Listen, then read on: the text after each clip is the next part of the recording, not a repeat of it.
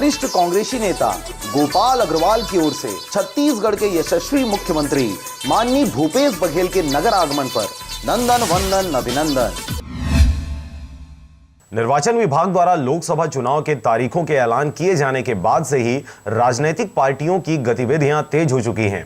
विभिन्न पार्टियों द्वारा जनसभाओं के माध्यम से जनसंपर्क किया जा रहा है। इसी कड़ी में प्रदेश के मुखिया भूपेश बघेल भी मुंगेली जिले के पथरिया ब्लॉक में जनसभा को संबोधित करने 8 अप्रैल को पहुंच रहे हैं। सीएम भूपेश बघेल के कार्यक्रम के मद्देनजर प्रशासनिक अमलों द्वारा पुरजोर तैयारियां की जा रही है।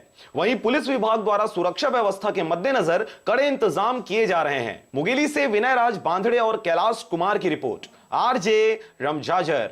8 तारीख को माननीय मुख्यमंत्री का पथरिया में आना प्रस्तावित है और उनका सुरक्षा की दृष्टि से हर दृष्टिकोण से उनकी सुरक्षा व्यवस्था की जा रही है। लोकसभा चुनाव का आगाज़ शुरू हो गया है।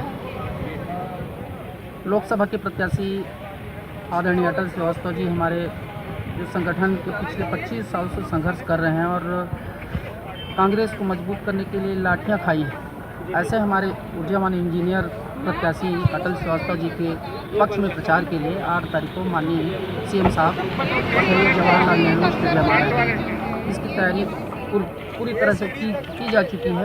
हमारे सीएम साहब का पथरिया प्रथम आगमन हो रहा है और युवा कांग्रेस में काफ़ी जोश है। युवा कांग्रेस के द्वारा अपनी हर बूथ में अपनी युवा कांग्रेस ने अपनी कारखानी बनाई हैं और हर बूथ से कम से कम 10-10 100 युवा एक साथ एकत्रित होकर अपने सीएम साहब का स्वागत करेंगे।